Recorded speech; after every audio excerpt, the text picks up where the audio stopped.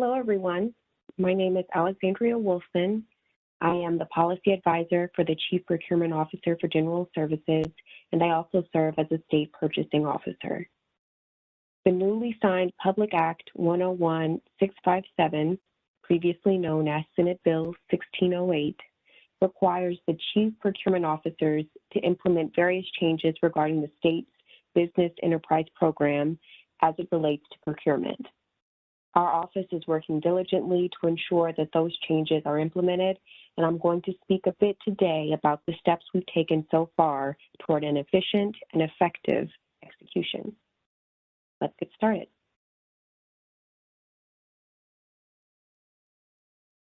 One of the immediate changes affects renewals. The Act says that no vendor will be eligible for renewal of a contract when that vendor has failed to meet the goals agreed to in the vendor's utilization plan, unless the state agency has determined that the vendor made good faith efforts toward meeting the contract goals and has issued a waiver to that fact. The Act also declares that the waiver form and content is to be prescribed by each CPO.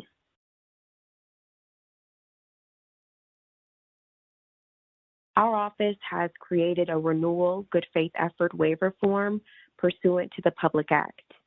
The form was released to state agencies last Tuesday alongside an explanatory CPO notice.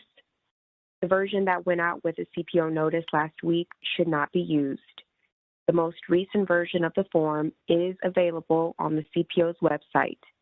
Old versions of the form will not be accepted. The form documents a contractor's good faith effort to meet its BEP contract commitment when intending to renew a contract. This form and its CPO notice are posted on the CPO notice page on the CPOGS website, and it'll also be posted to the forms and templates page.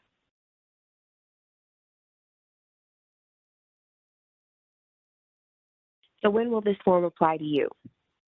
If you have a contract with a BEP commitment and the prime vendor fails to meet it but claims that there was a good faith effort, you will need to complete this form and get it signed by your agency head.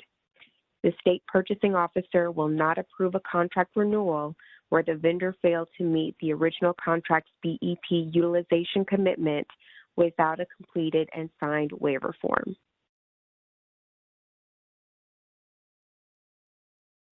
Again, the heads of the state agencies will use this form to document and approve a contractor's good faith effort when intending to renew a contract subject to the notice.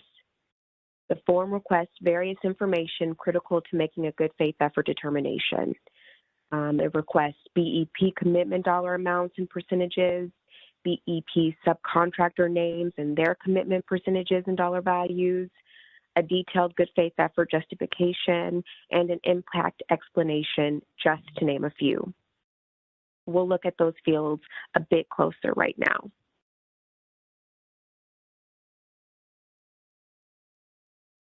So we start the form off by providing the Public Act language that addresses this new good faith effort contract renewal waiver form. In addition to the language we've taken from the Public Act and put here, the Public Act also declares that the waiver form and content of the waiver is to be prescribed by each Chief Procurement Officer, and each Chief Procurement Officer is tasked with maintaining a waiver database on their official website.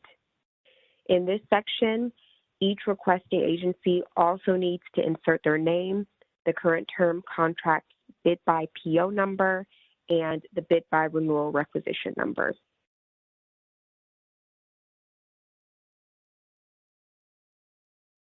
Under Section 1, each requesting agency needs to insert the project title or brief description in bid by and the contract vendor name.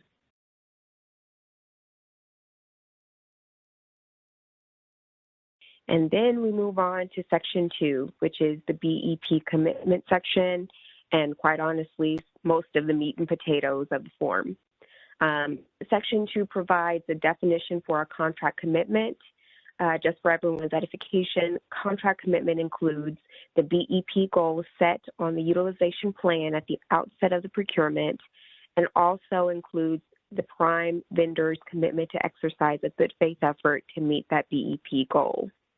The definition in this section encompasses that sentiment. So here we're also asking for the dollar amount listed on the notice of award from the current term. We do understand that dollar amounts listed on notices of award include the amount designated for the renewal terms. So when you're completing this section, we are only looking for the dollar amount for the current term. If the dollar amount listed on your notice of award includes the renewal terms, you will subtract the amount for the renewal terms in order to provide the current term dollar amount. In this section, we're also asking for the dollar amount that was actually spent for the current term and the proposed notice of award dollar amount for the renewal. Next, we move on to percentages. Here, we ask for the BEP contract commitment for the current term, the BEP contract commitment percentage that was actually achieved for the current term, and the proposed BEP contract commitment percentage proposed for the renewal term. And then we have the agencies list all of the BEP subcontractors identified on the U plan. For each of the BEP subcontractors listed, we're asking that the agency provide the BEP commitment percentage provided in the U plan, the commitment percentage that was actually achieved, and that achieved commitment value in dollars.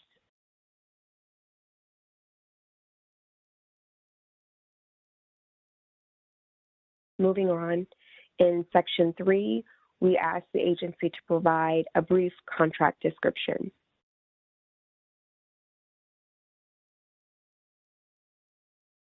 In Section 4, we ask for a description of the actions that the vendor took constituting good faith effort.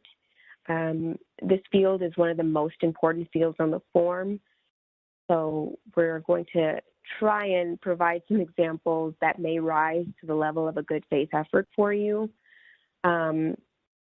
So here's one. Due to the nature of the project, let's say it's an IT system, the BEP subcontractor work like training or implementation doesn't start until after the initial contract term.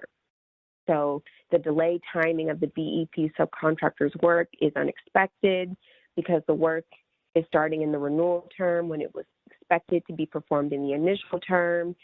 And as a result, BEP commitment was not met during the initial term, and the good faith effort waiver form has to be completed at renewal. Here's another example. There were significant project delays that pushed the completion of the BEP subcontractor work until after the initial contract term.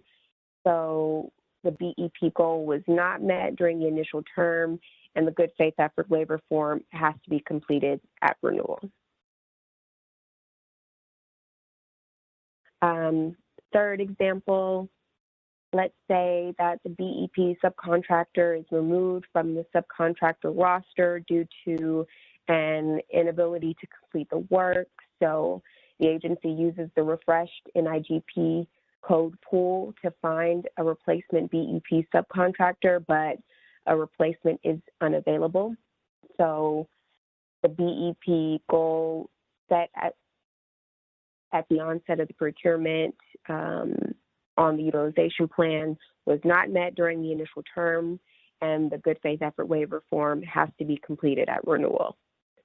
Those are just 3 examples of scenarios that may meet the good faith effort standard. We are working to provide more good faith effort examples, and we'll distribute those when they become available. In this section, we also ask what the impact to the state will be if the renewal is not approved.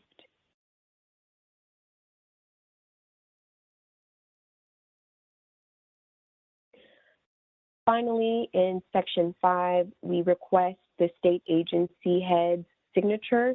The form cannot be signed by a designee, not even a designee with signature authority. It has to be signed by the state agency head. A BEP contract commitment is a material term of the contract. and a vendor's failure to meet the BEP contract commitment is a breach of contract. It is the state's public policy to promote and encourage the economic development of firms certified by the Business Enterprise Program, and these firms participate in the state's procurement process as both prime and subcontractors.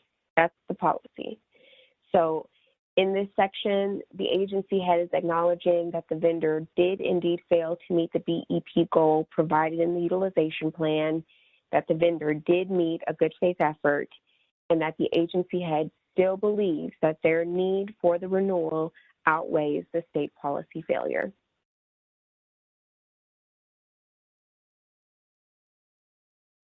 To supplement the work we're doing regarding the renewal changes needing immediate implementation, our office is also taking additional steps to ensure that BEP goals and commitments are being looked at with a greater scrutiny than ever before. So in addition to ensuring that a contractor continues to satisfy all procurement eligibility requirements for renewal of a contract, the CPO shall evaluate whether the vendor seeking renewal is responsible regarding full performance of their BEP contract commitment. This evaluation shall inform whether the vendor has the integrity and reliability to perform in good faith to meet the BEP contract commitments in the renewal. This means that your SPO may request documentation from their agencies related to the agency's good faith effort determination. In consultation with the CPO, your SPO may deny the renewal if the SPO determines that the contractor did not make a good faith effort, and therefore the contractor is not a responsible vendor with the integrity and reliability to satisfy the BEP utilization commitment on the contract renewal.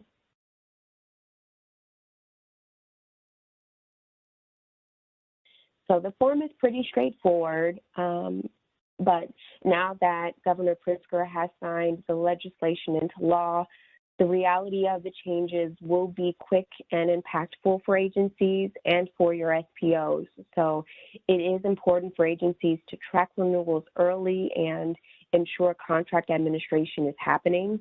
The sooner we can get on top of the changes, the better. So feel free to reach out to your SPOs with any additional questions that you may have. It's very important that we are all operating from the same set of facts to ensure consistency moving forward.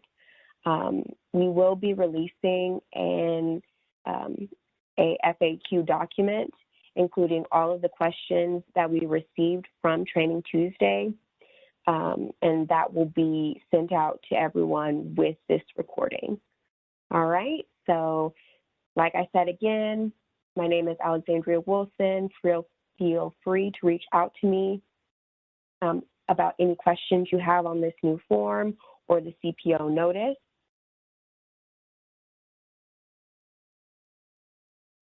And have a great day.